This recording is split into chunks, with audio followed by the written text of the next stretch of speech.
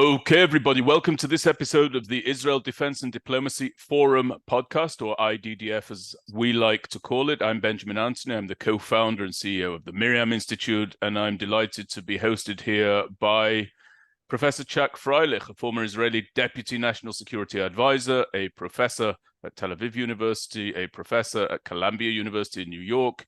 He's a long-time former fellow at the Belfer Center at Harvard University, and he is also a contributor at INSS in Tel Aviv. We're going to hit 2-3 different topics today, but before we get into all of that, Chuck, just tell me how you're doing. I am doing pretty well, surviving the end of August. It's always a hard time in Israel, and actually getting prepared to spend a semester in New York.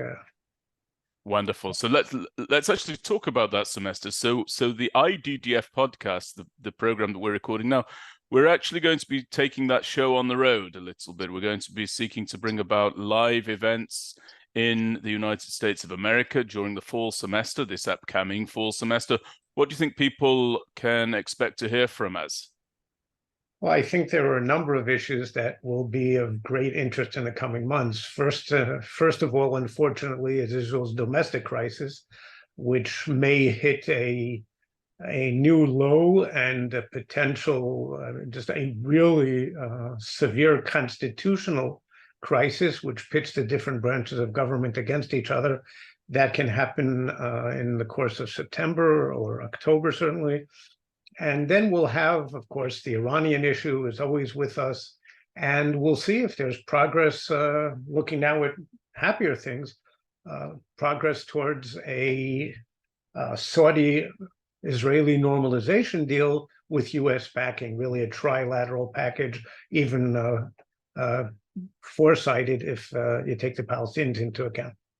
Yeah, and I think that on all of those issues, people can expect to hear from us a series of disagreements and then agreements, but we'll do it respectfully, and we'll do it out of that shared commitment that I know we have towards a prosperous future for the Jewish state and the Jewish people.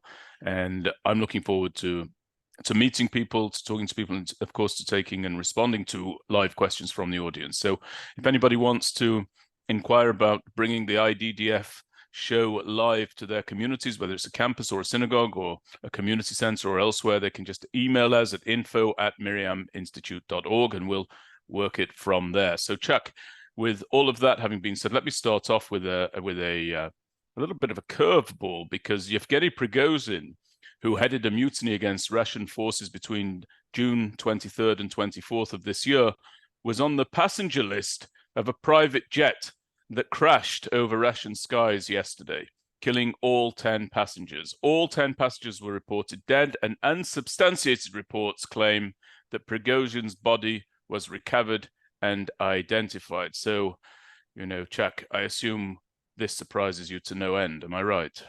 Well, I think maybe the only surprise is that he lives for as long as he did following the attempted coup.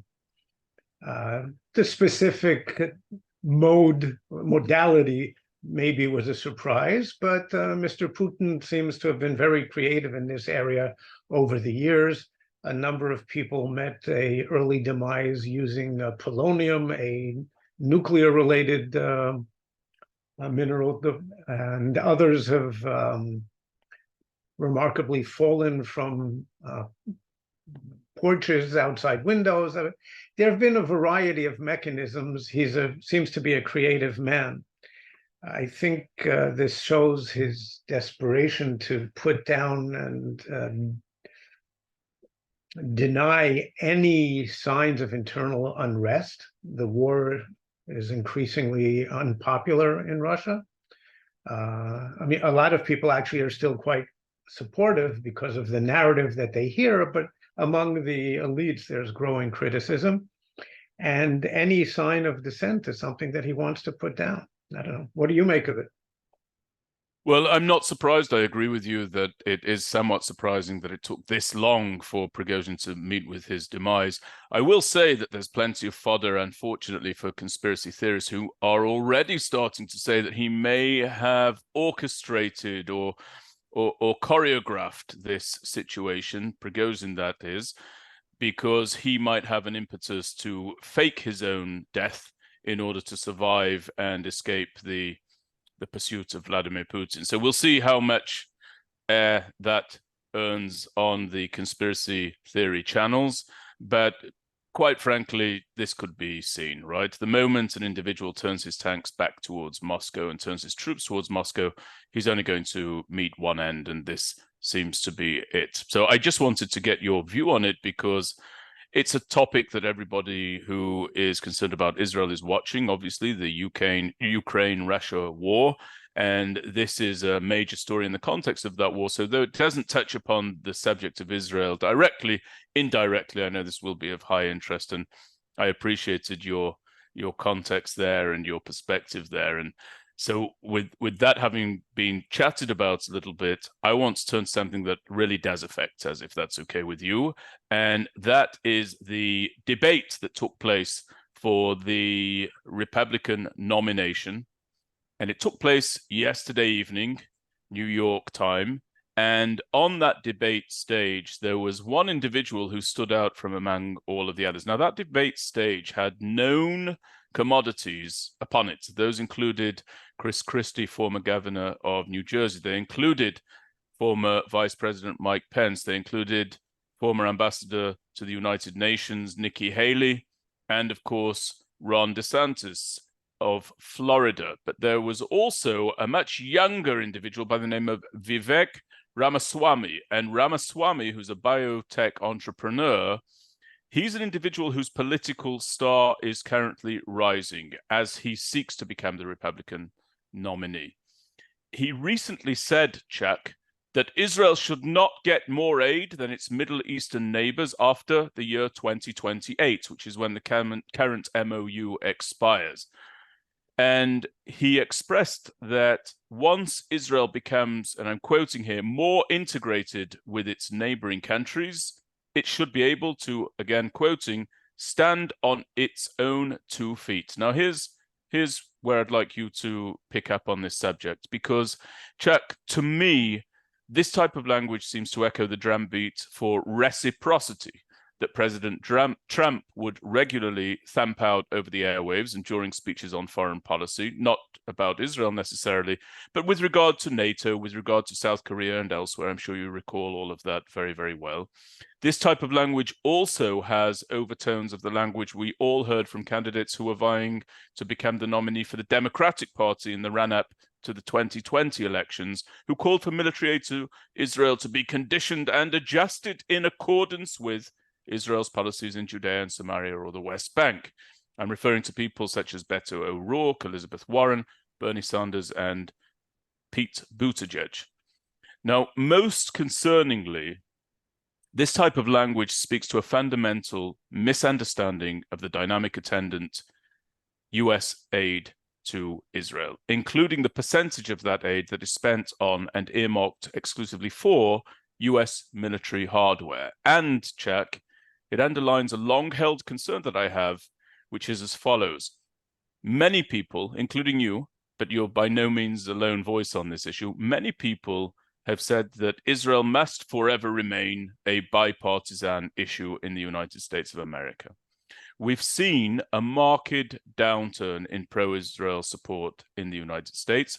I would argue we've seen that in most pronounced fashion on the Democrat side of the aisle. But I have a longer-term concern. Not that Israel will become a partisan issue, but rather that Israel is going to lose its bipartisan support. It will then become a partisan issue for a period of time, and then it will return to being a bipartisan issue with very little support on either side of the aisle. Bipartisan by dint of the fact that it enjoys little support on either side of the aisle. That's my concern. What do you say to all of that? I know that was quite a lead in to my question, but I'd really like you to weigh in. Well, I think you've raised a whole variety of important points here. I was very, very concerned by his statements, and I was hoping that they would not come up in the debate, which they did, and he restated those positions, and Nikki Haley, unsurprisingly, lashed out at him for it. Look, I think we're at an inflection point in the U.S.-Israeli relationship, which, to my way of thinking, is one of the absolutely critical pillars of Israel's national security. Now, it's not so much the monetary value of the aid, and of course, it would be foolhardy to belittle the value of nearly $4 billion in aid, 3.8 something to be precise. But it's not so much the money. If Israel had to, we could live without that. It's about 1% of the national budget, about 3%. Excuse me, of the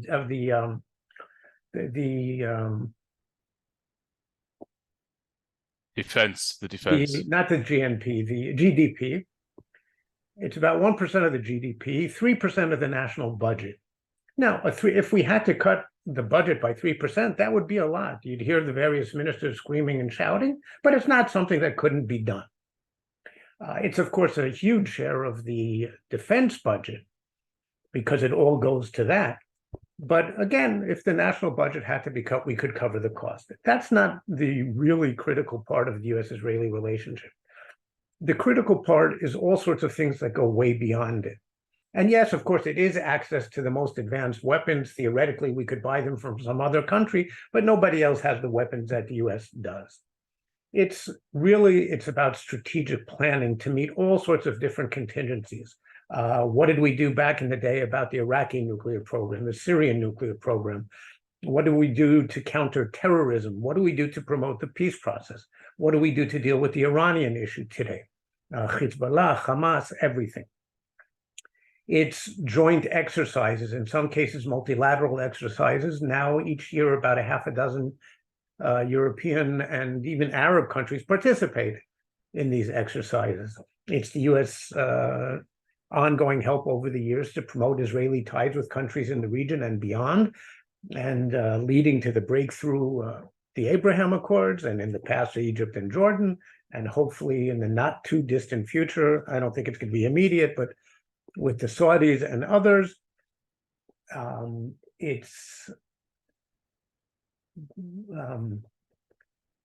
I said joint exercises, it's sharing of expertise, it's intelligence cooperation.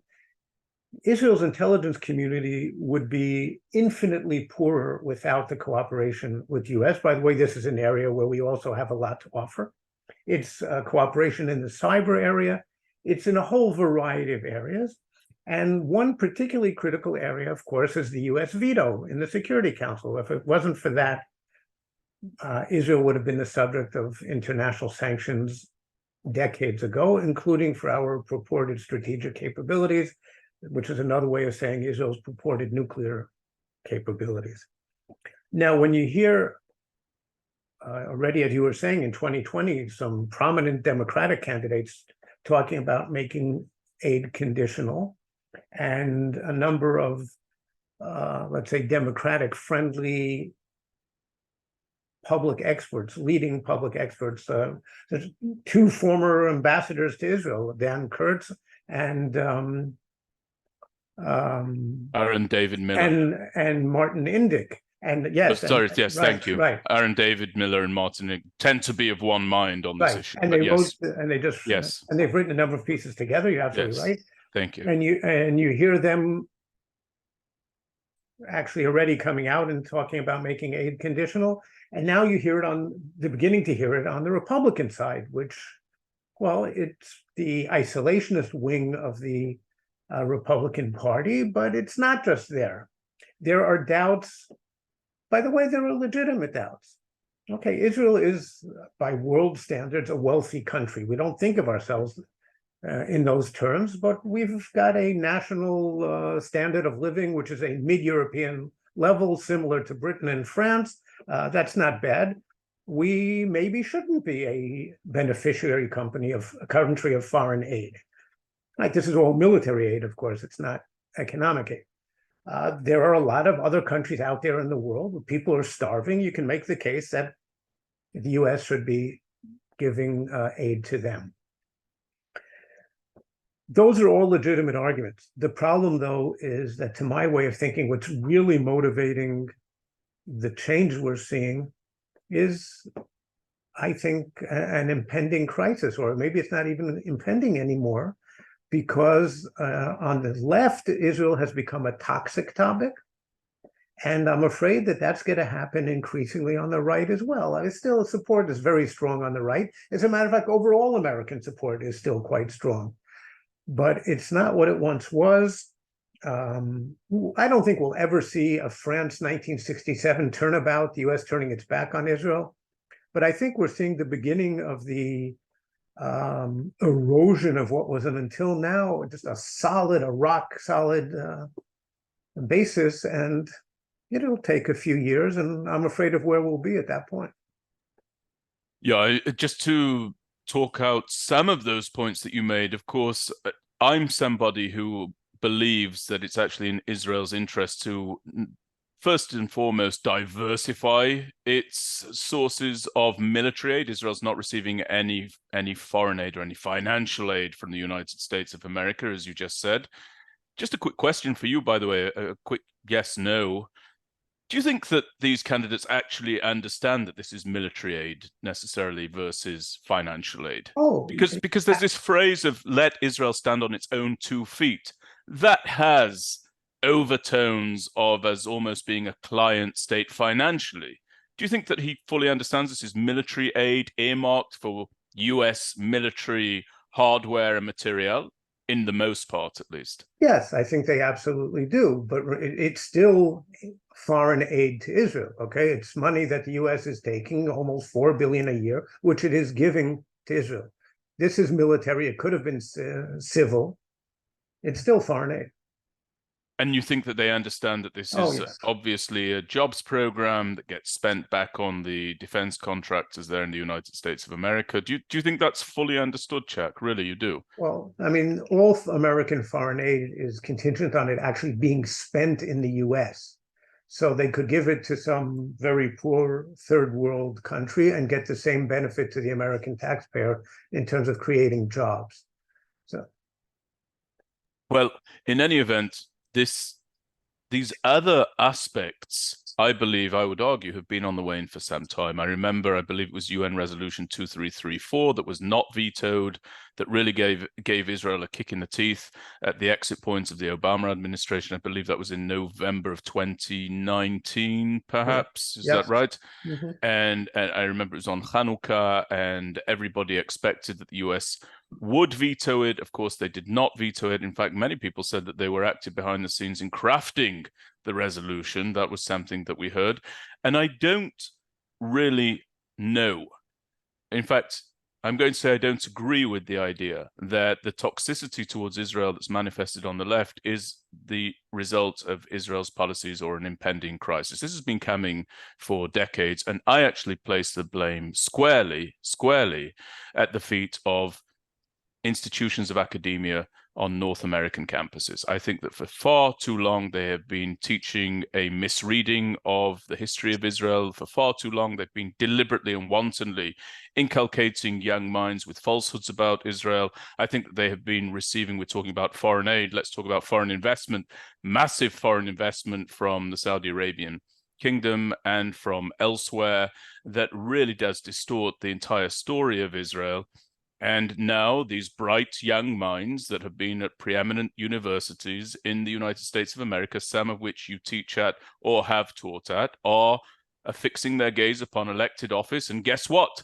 With them, they are bringing an anti-Israel agenda or animus towards Israel, not because Prime Minister Netanyahu is seeking judicial overhaul here in the States of Israel, something that's only been going on really since he came back to elected office in recent months, 8-9 months ago, whatever the count is, but rather because this is what they've been taught, this is what they have been told, and this is basically the accepted tone, tenor, and content of the conversation when it comes to America's policy towards the States of Israel. Do you disagree with that?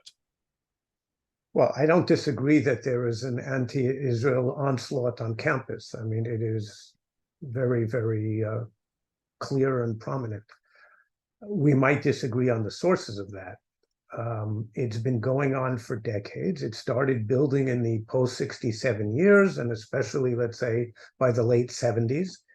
And I believe this is where we'll disagree. I believe that it is overwhelmingly because of the West Bank / Palestinian issue. And I don't think that we can remedy the situation other than, first of all, by recognizing that that's the problem, and second of all, addressing the issue.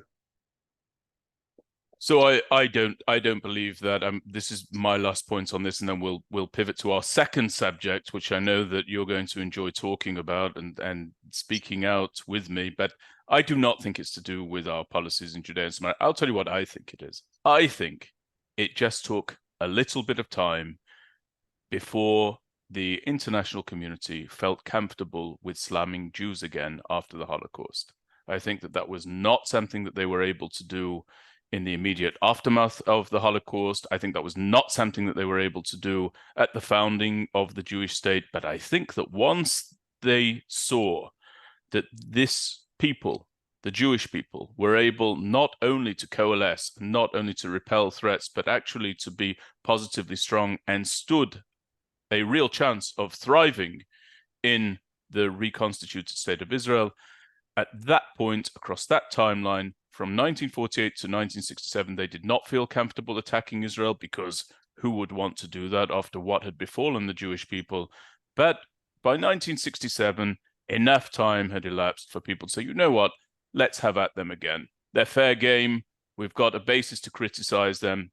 Let's go for it. But that's my view. I don't think it was a policy, because the policy is an unfolding policy and a gradual one. Let's turn to another subject, Chuck, and it's actually a subject that I think probably you, above and beyond anyone else in the world, perhaps, is able to speak about. And it's the publication of a new book that I want everyone to go out and to purchase. This book is called Israel and the Cyber Threat: How the Startup Nation Became a Global Cyber Power. Now, you have a relationship with the author of this book because you are that author. And I read with great interest a review of the book that was published in jns.org, penned by Yaakov Lapin. And in his conversation with you, you say that the number of, and by the way, I'll put a link to that article in the show notes here for anyone who wants to read it. You say, Chuck, that the number of startups in Israel equals the total number of cyber startups in the world, excluding the United States of America. And then in a direct quote of you, Yaakov wrote, "This is a stunning statistic. It's the result of a really unique contribution to the Israeli high-tech scene in general, and the cyber realm, especially by the defense establishment and intelligence agencies." You go on to say that graduates of the Israel Defense Forces cyber units, mainly Unit 8200 and Unit 81, as well as intelligence agencies, enter the private sector and become a primary source of commercial startups. Now, Chuck, first of all, you're a glutton for punishment. You're always writing books. I don't know quite how you do it, but congratulations again. We've spoken about this book a couple of times before on this podcast. I really would encourage everybody to go out and purchase this and read about it and learn about this fascinating subject, because it's a good news topic out of the state of Israel. We're hearing so much that's bad. This is a great, great news topic.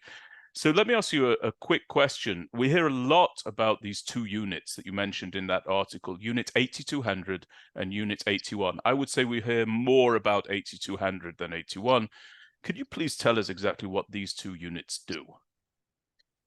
Well, if I told you exactly what they do, then neither one of us would possibly be walking around as free men for very long. But 8200 is Israel's version of what's called the National Security Agency in the United States, the NSA, the primary signals intelligence agency, and actually today, they're mostly a cyber agency rather than signal. Unit 81, which you correctly said is spoken of less, because there's really very little information about them in the public domain. There's more about 8200, but it's the advanced technologies unit in military intelligence. These are the guys who come up with all sorts of crazy, brilliant technological solutions to all sorts of intelligence problems. I have a friend who is a fan of James Bond movies, and he says that 81 is really the equivalent of Q in the James Bond series. Well, pay attention, Mr. Bond, if you would. Do you remember that phrase of Q's? No, it wasn't even Mr. Bond. It was pay attention, Bond. Do you remember? Of course. So I want to ask you a subject that you may be a little bit surprised by as I do so, with regard to the cyber developments that you spoke to Yaakov Lapin about in the article I referenced. So in 2014, the Miriam Institute, actually its precursor, Our Soldiers Speak, which then morphed into the Miriam Institute, we brought to the USA to lecture Brigadier General Rachel Tevet Wiesel. Now, Rachel Tevet Wiesel was the advisor on gender affairs to the then Chief of Staff, Benny Gantz.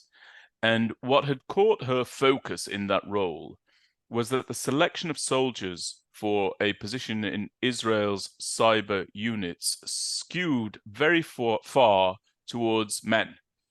The reason for that was not discriminatory towards women in any way whatsoever.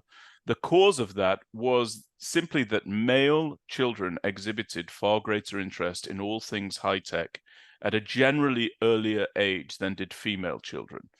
And Rachel's concern, again, Rachel being this brigadier general in the IDF, her concern was that the result of that societal phenomenon was that women were not exposed to tech and cyber opportunities in the IDF as a consequence, and they did not meet, therefore, their startup partners in the cyber realm as a result of that. And they simply did not have the same openings to cyber and high-tech careers as did the men. Do you know if that's changed at all? And the reason I'm asking you that is that you made mention in this article to the fact that the compulsory military service of the IDF constitutes what you called the secret sauce behind the success. And you argued that that is what enables the IDF to track down the best and the brightest with the military scouting high school databases and actually begin to locate those best and brightest as early as 10th grade in high school. So if male high school students are more inclined toward tech than female, do you think that there's going to be any opportunity for greater parity there? Do you see this as an issue? Do you see it as a non-issue? Do you know where this stands now? Rachel Tevet Wiesel was concerned about it in 2014. Here we are almost a decade later. Well, it's certainly a problem. I don't think it's a problem that's unique to Israel. Men seem to be more interested in STEM, in the science, technology, and engineering topics, math, than women. The numbers are changing slowly around the world, and maybe not so slowly in some parts of the world, but it is a global phenomenon. And if you believe, as I do, that our primary source of success as a country in general, certainly in the business and high-tech areas and in the military areas, is the human contribution. Israel's really remarkable human resources, male, female, whatever. This country is an incredible well of human creativity. And so if there is an imbalance like that, it means that we're not using our female manpower, to misuse the word, to the extent that we should be. Now, I do know one number that I remember by heart of one of the units. I believe it's the unit that trains the offensive cyber attackers. And they were quite happy that they had raised the number of trainees to 12% women, which, as far as I'm concerned, is a pretty abysmal figure, but it was higher than they had had a couple of years ago. The only good news, so to speak, in this picture is that not just the IDF, but the government as a whole are aware of this, and there are all sorts of outreach programs for women at all ages, for for girls in school. There's a program called She Girls, which exposes them to cyber and other things. And there's a mentorship program where female programmers and other cyber experts in various high-tech firms contribute some of their time to mentor female students who show some interest in this. There are programs specifically designed to bring Haredi, ultra-Orthodox women into this area. So an attempt is being made, but the imbalance is still there. And it's a good news story, and that's one of the reasons I wanted to bring it up in this episode, because, listen, it's a heavy time here in Israel at the moment, but not all things are doom and gloom. However, I'm not sure that I would be in adherence to my Jewish character and nature were I not to add a little bit of pessimism to this story, because investment in Israeli cyber firms is down. It's down, some say, as much as 40%. What's accounting for that, Chuck? Well, there's a decrease around the world this year, a downturn in investment in high tech, and specifically in cyber. But to that, you have to add the judicial reform crisis, which has scared away a lot of investors. They don't want to invest in a country which is in the midst of a domestic crisis, and specifically a domestic crisis which is perceived, whether one agrees or not, but is perceived to threaten Israel's basic character as a democracy. Investing in less than democratic states is risky. And I think even if this crisis is resolved in the near future, and that doesn't seem to be the case, it will at best, I think, be a few years before we can make up for the lost ground. And it's not clear that one can ever make up this kind of lost ground. It's a matter of image. It's a matter of how you're perceived in the world. And even, let's say, over the last couple of decades, when Israel's global image on the one hand was very bad, well, because of the Palestinian issue and some other topics, on the other hand, it was branded as the startup nation, and people respected it for that. And here, one of the negative outcomes of this reform process is that we've undermined that image through our own hands. So one last question on this topic, and it's a foundational question. When you and I first started collaborating at the Miriam Institute, you were in the midst of completing one book, and it was a heavy task for you to complete that. And then I thought maybe you'd take a break from writing books, and all of a sudden I hear that you've launched into and close to completing the book that's now available for purchase, the one that I mentioned about Israel's cyber capabilities. What made you want to write this book? Well, first of all, there is a disease that I came down with at a very young age, and some call it graphomania, but my wife will attest to the fact that when I'm not writing, I'm grumpy and not as much fun to be around. So there was always that. But actually, it was a product and outgrowth of the previous book on Israel's national security strategy, which had, I think, in total, maybe about 5 pages about cyber. And I said to myself as the book came out, hey, this is a really interesting area that I know nothing about. And that's how it came about. Well, I'm very pleased that it's there. And at some point, we're going to do a full episode just on that book. I want to now turn to another subject, Chuck. I want to turn to Saudi-Israel normalization, perhaps as the final topic. We'll see how we do in terms of time. Now, within this mooted US-brokered, to be US-brokered, Saudi-Israel normalization, there is much talk about the Saudi desire for a defense pact with the United States of America. And what that talk has generated is much talk about whether or not Israel should enter into or seek or bring about a defense pact with the United States of America. Now, this subject is not new. It seems to be a pulsing subject when it comes to national security priorities for the state of Israel. But I'm on a conversation with a former Deputy National Security Advisor. I'm reading, as I'm sure many of our listeners and viewers are, multiple viewpoints about the pros and cons of a defense pact between Israel and the United States of America. Give us of your expertise.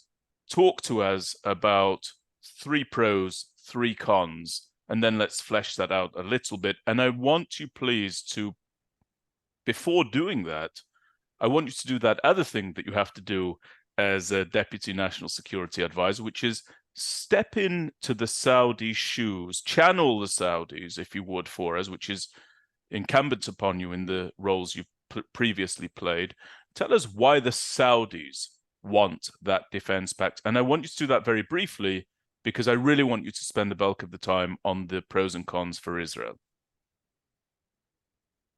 The Saudis have always been dependent on the U.S. for their security. There was an implicit deal for the last three quarters of a century. The Saudis would ensure a relatively stable, relatively reasonably priced supply of oil, in exchange for which the U.S. would guarantee their security. And in the first Gulf War in 1991, the U.S. indeed intervened, not really because of the Iraqi invasion of Kuwait, but because they were afraid that Saddam would continue into Saudi Arabia if not stopped in Kuwait.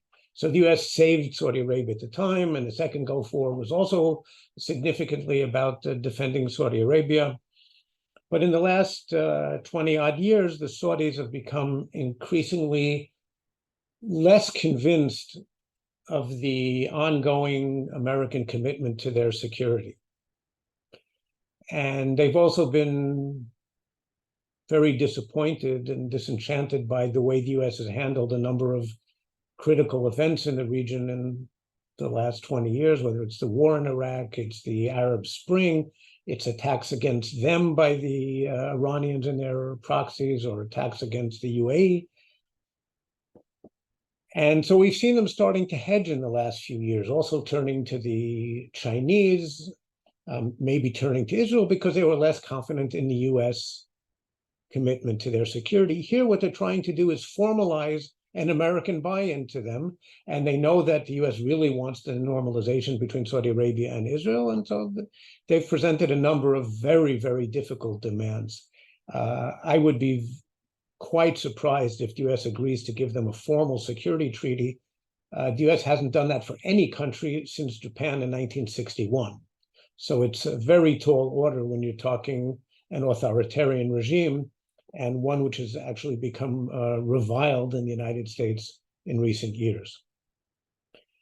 But maybe a lesser commitment can be worked out, or maybe a limited defense treaty. It won't guarantee their security in any case, or in every case, but in some cases, I don't know what they'll do to address the Saudi demand here.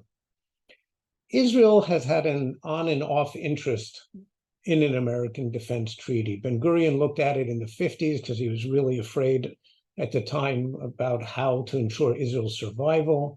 The Eisenhower administration was not interested. There was no buy-in at all. There was no real discussion, if any. A few prime ministers, Rabin, Peres, and Barak, looked at it, and I just saw recently, and maybe Sharon as well, but certainly the first 3 looked at it as potential American compensation, so to speak, were Israel to sign a peace treaty with the Palestinians or with Syria at the time. So a way to placate, allay the fears of the Israeli public in a situation in which it would be withdrawing from significant and strategically important territory. So as to allay the concerns and demonstrate American commitment. And Netanyahu actually raised it in, I believe, the previous election about 2 years ago, raised it for a couple of weeks, and it didn't gain any traction, so he dropped it. Okay, first of all, full disclosure, I think, just about the only person in the Israeli defense establishment over the years who's taken a favorable approach towards the possibility. And that's a little bit surprising because most countries would give their right arm to have an American defense treaty. The U.S. has a good record. It's not perfect, but it has a good record of living up to its treaty obligations over the decades. And this would be a huge transformation in Israel's strategic circumstances, to have the United States guaranteeing our security. Now, frankly, and again, as someone who supports the possibility under certain circumstances, not unquestioned support, we don't need it today for military reasons. And the only circumstances in which I could see Israel needing it for military reasons is partly if Iran goes nuclear. I think we can handle a nuclear Iran through deterrence. Yes, it would be nicer to have an American guarantee to back it up, but not. I think we can handle it with our own deterrent capabilities. If the region, if as a result of Iran going nuclear, the region as a whole starts going nuclear, we see the Saudis, the Turks, and Egypt being the likely proliferators. Actually, Turkey may be first. The likely proliferators if Iran goes nuclear. A Middle East with multiple nuclear powers is simply a nightmare situation. I don't think there's any real way to address that effectively. And an American guarantee won't solve the problem for Israel, but it would be very helpful in those circumstances. There are other reasons why we might want it militarily. It will strengthen Israel's deterrence. It will put Israel in that very select group of close American allies who enjoy an American security guarantee and what's called extended deterrence. In other words, the U.S. is bestowing its deterrence on Israel. The counter arguments, there are two or three primary ones. There are a bunch of others. The first and most important one is maybe a fear that Israel would lose its freedom of maneuver because a defense treaty requires that you consult with the other side. And then we'd need American support, at least quiet acquiescence for whatever we do. Now, here I say, first of all, it's been decades since Israel has done anything of consequence without first consulting with the U.S. And consulting actually very often means asking for permission, even if you don't put it in those terms. And my solution to the problem is to say, well, let's limit this treaty just to existential threats. We don't need the U.S. for Hezbollah, for Hamas. The only situation in which we might really want the U.S. is what I said before, nuclear Iran, certainly a Middle East with multiple nuclear powers.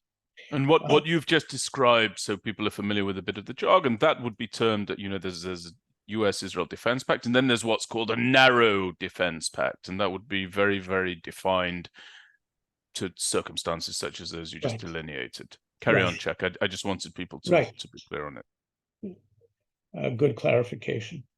The second concern is that the United States might demand that Israel divulge and even dismantle its purported nuclear capabilities. Now, this is a possibility, and if it happened, my response would be immediately to say, oh, thank you, no thank you, and see you sometime in the future.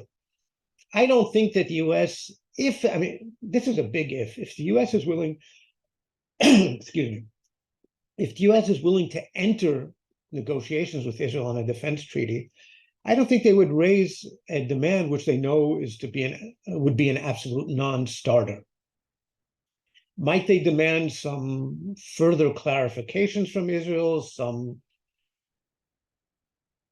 additional assurances about the way Israel handles this? That's a possibility. I don't see them demanding that we go that far. There's an issue of what this would mean for Israel's national ethos of defending itself.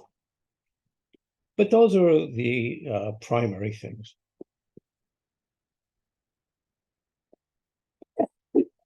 So, Chuck, let's talk about this idea of consultation.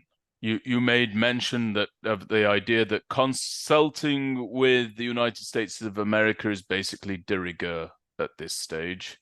And you went further than that, and you said that seeking permission from the United States is de rigueur. So I want to get into a specific example, and you tell us where you think this would fit within the pro-con cost-benefit analysis that you just put forward. And that was an attenuated cost-benefit analysis. I know that we could discuss this in much greater depth, but let's take a specific example.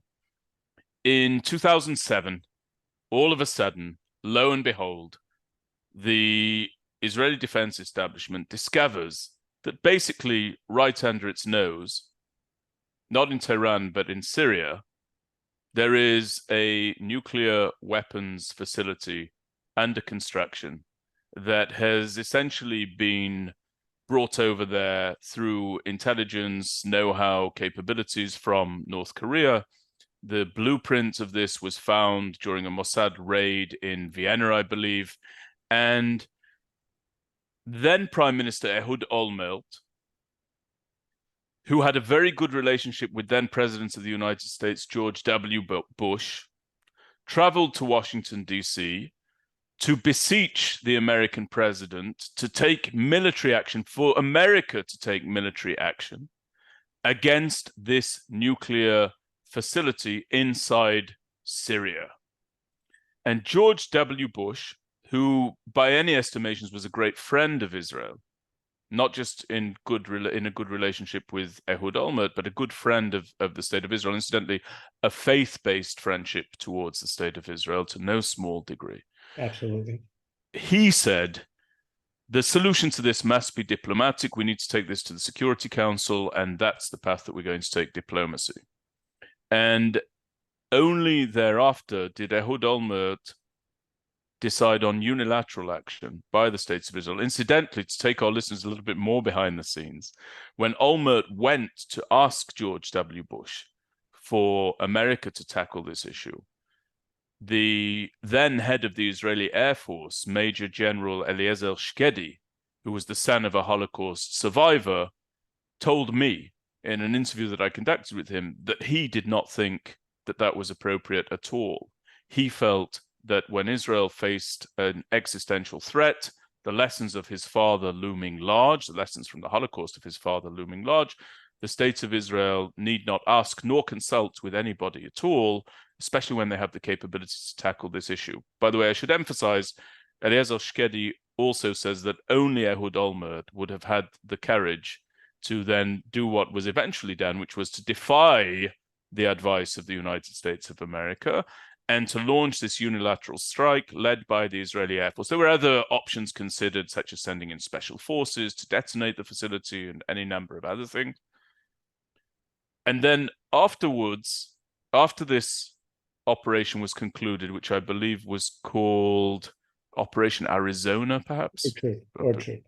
Operation Orchard, and the code word for a successful strike and destruction of the facility was Arizona, right? I believe it was, we have Arizona. So once this was done, Ehud Olmert contacted George W. Bush and he said, I just want you to know, I'm paraphrasing here, but I understand it's a pretty reliable paraphrasing. He said, I just want you to know that that thing that was once there is no longer there. So you've got this incredible dynamic here. Where would something like that fit in? Would the action of Ehud Olmert, would that be something that could be undertaken by the states of Israel in the context of a narrow US-Israel defense pact? First of all, we have to add one stage to the narrative, which is that in the meeting between the prime minister and the president, when Bush said, look, the intelligence is overwhelming. We agree with you. This is a military nuclear program. But he also said after the Iraqi debacle, the US, he can't do it without a smoking gun. Now, there's a difference between, let's say, an intelligent smoking gun and a smoking gun that you can present to the public, which sometimes demands a level of proof which simply cannot be presented for reasons of classification or for whatever. And that's when he said, well, we're planning on doing X, Y, Z as you presented. And Olmert said to him, well, Mr. President, if that's the case, the state of Israel will have to do what it has to do to defend itself. And the president said, yes, I understand exactly. You will do what you have to do. Now, I think that's about as close as one gets to a green light from a superpower as one could ever expect. So superpowers don't let allies, they don't give them a green light to go and launch major military operations. This is a case where actually, I mean, you can play it in two ways. You can say, well, would it have limited our freedom of maneuver here? And I think no. Certainly once the president said, no, you have the right to self-defense. A defense treaty does not negate your authority to go ahead and protect yourself. The defense treaty is designed to commit the other side to helping you. Maybe. Look, people also say if a president really doesn't want to live up to a treaty commitment, he'll find a way to get out of it. Well, again, the U.S. has an imperfect but really good record when it comes to that. Bush would have had a very hard time not living up to it. But remember, I said that my primary motivation for being interested in this is not the military reasons. It's another reason, a political one that I'll come to in 1 minute. And I said militarily, I think we could only really need it in one of two situations, maybe if Iran goes nuclear, and certainly if we start seeing a number of nuclear powers emerging in the region. I tend to think that we can handle a nuclear Iran, I said this before, through Israel's own deterrence, but of course it would be very nice to add American deterrence to it. I mean, there's certainly, look, we haven't implemented the so-called Begin Doctrine to date against Iran. We did it against Syria, the story that you told. We did it, of course, for the first time against the Iraqi nuclear reactor in 1981.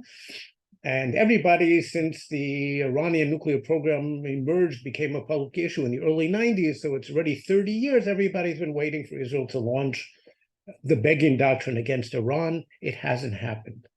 And the reason it hasn't happened is maybe because we can't do it.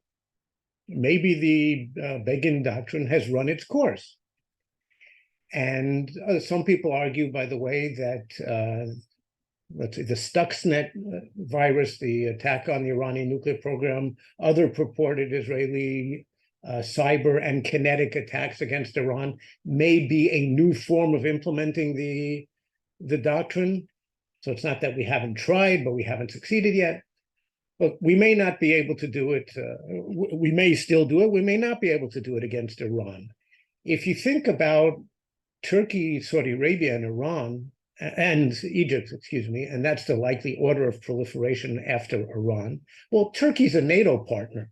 There's no way we can attack Turkey. Saudi Arabia, even without the discussion today about a defense treaty with U.S., has been an American protectorate, so to speak, or a country defended by the United States. It would be kind of hard to attack them. And Egypt has certainly been a close American ally for decades. It would be very hard to attack them. So again, maybe the Begin Doctrine has run its course and Israel cannot take military action against these programs. And then having American deterrence would, of course, be very, very beneficial if that's indeed the case. The real reason that I would like us to reach a defense treaty is because of what we were talking about before. It's my fear that we are heading towards a crisis in the relationship. And one of the ways of ensuring its long-term vitality is by having a defense treaty. Now, the defense treaty won't cover the problems. And it's not something that I think we'll get for free. There are no free lunches. It would only be given to Israel in rather unique circumstances. Maybe if the U.S. has to do it for various reasons and they have to do it with the Saudis, well, it would be hard to say no to Israel in those circumstances. But I think that it's more likely that this would be part of a peace deal with the Palestinians, or it would be in exchange for an end to military aid to Israel. It's okay, we'll end the aid, but we'll give you that. Circumstances such as that.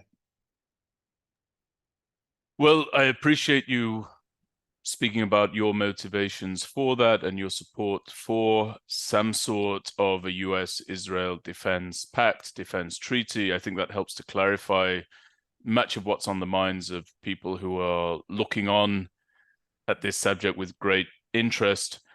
We'll wait and see, but I want to just, we only have a couple of minutes left. The context you provided with regard to the conversation between Olmert and Bush was an important layer of context. So thank you for adding that in.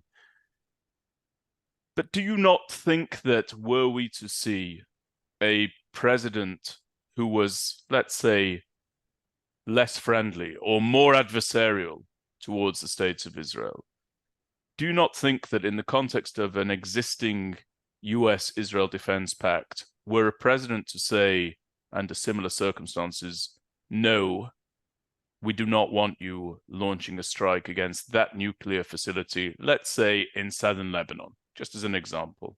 And I'm sorry to drag us into hypotheticals, but it's relevant to the subject we're speaking about. Don't you think that a US-Israel Defense Pact, in the context of which a president says, do not strike, don't you think that pact would prevent us from doing what Olmert did and saying, well, we have to do what we have to do?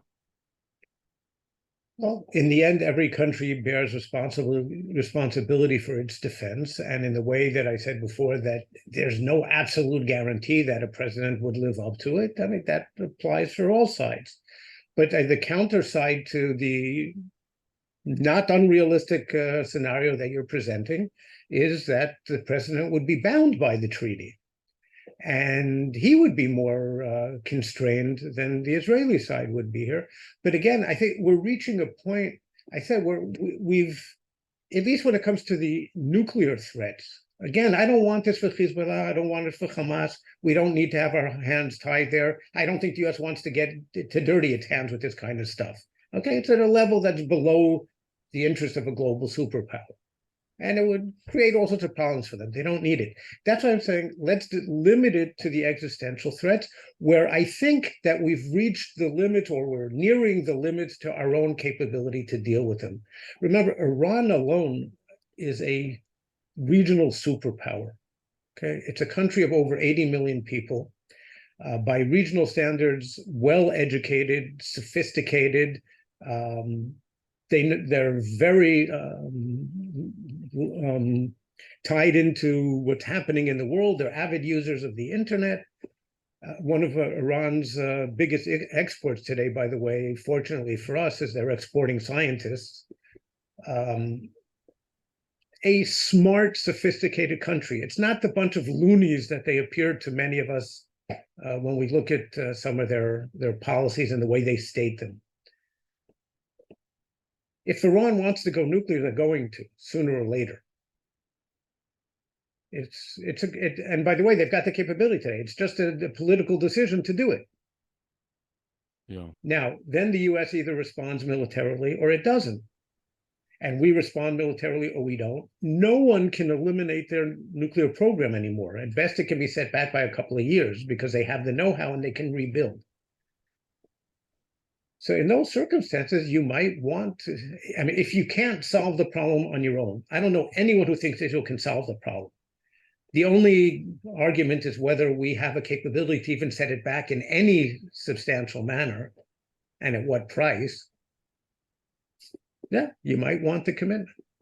So I'll just make a couple of additional points to that, and then we'll probably wrap chat just because of the time limits. The first one is this idea of pushing a nuclear program back by a few years. So I have long held the opinion that I don't think anybody knows. And I take the two examples that you made mention of as evidence for my belief that if it's within our capabilities to strike, and if the outcome of that is best case scenario, we roll back the program for a few years, unlike that which most people say, therefore we shouldn't bother doing it because it only buys us a few years. I say look at the track record. The track record says something completely different. The track record says that when we went and detonated the Iraqi nuclear program in 1981, the Iraqis, despite the bluster of Saddam Hussein, they never ever stood up a nuclear weapons program again.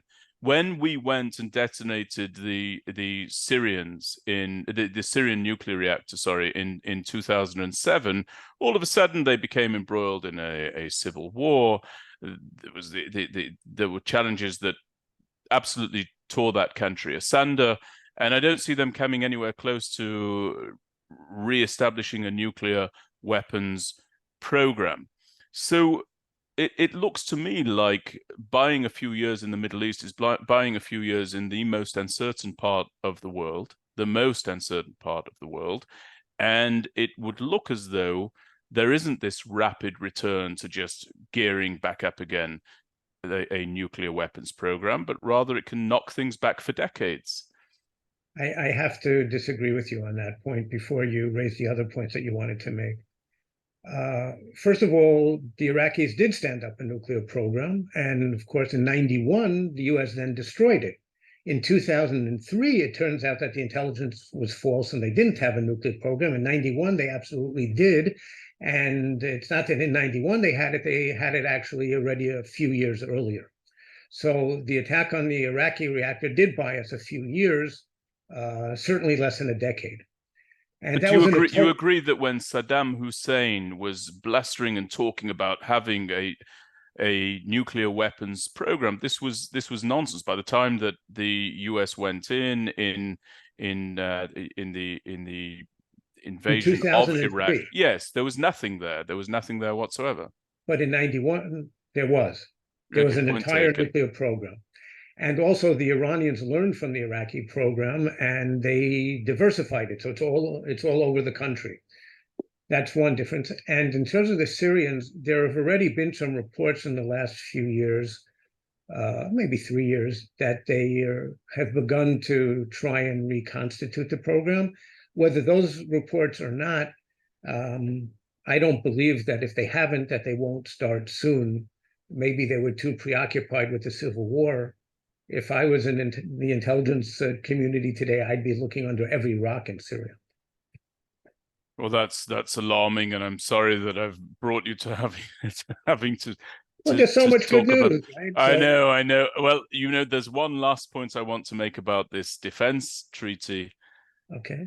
I think many people are very concerned about the possibility that. And we see this. We do see some evidence of this. You remember that you and we participated in a webinar at an early stage of the Russian invasion of Ukraine with Ambassador Cameron Manta present on that conversation, on that webinar. And he expressed that because there was some unhappiness about the lack of commitment on the part of Israel, that Israel might be pulled onto the carpet to do more in the future with regard to arming Ukraine, assisting Ukraine. I wonder if we might see a situation in Defense Pact where there is some sort of a suggestion, and I know that this concerns many people, that IDF troops might have to deploy overseas in support of a US security consideration or foreign policy initiative. Now, that would be a massive concern domestically. I don't think that there is any mandate for anything like that whatsoever among the Israeli electorate. But how realistic do you see that concern as being, Chuck? Well, a defense treaty is a reciprocal agreement. Both sides undertake to support the defense of the other side. Now, last time I looked, the US is just a tad bigger than we are, so no one expects this to be reciprocal, but not symmetrical. Look, this is a problem that all American treaty partners face. Do we really want to be tied down by this kind of a commitment on our part? The Australian and New Zealand treaties, for example, limit their liability, so to speak, to their general theater of operations. In other words, they're not committed to intervening in Europe or various other parts of the world. And if you look at what was done in Afghanistan, what was done in Iraq, what was done in Vietnam back in the day, different countries responded in different ways. Very few sent combat troops. It's actually only the UK, which usually does, and the Australians.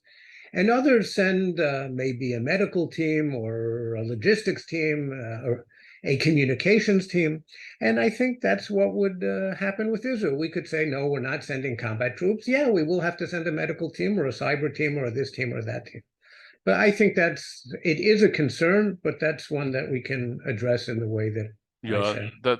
That's a very important perspective. I cannot see that there would be any popular support whatsoever for the deployment of Israeli combat troops to any military theater rather than one that's decidedly a priority for the states of Israel itself, even to the exclusion of everyone else. Well, Chuck, like you said, there's so much good news. Everything's wonderful over here in the Middle East. It's great to talk to you again. Thank you so much for this conversation on the IDDF podcast. And I will, as I said, I'll put the notes for the IDDF tour in the US. Those will be in the show notes. And also a link to your book, which I hope that people will go out and purchase and learn from. And with that, Chuck, all the very best. I wish you a restful weekend and a Shabbat Shalom. And it's been a pleasure once again. It has been a pleasure as well, I must say, and Shabbat Shalom. Cheers, Chuck. All the best.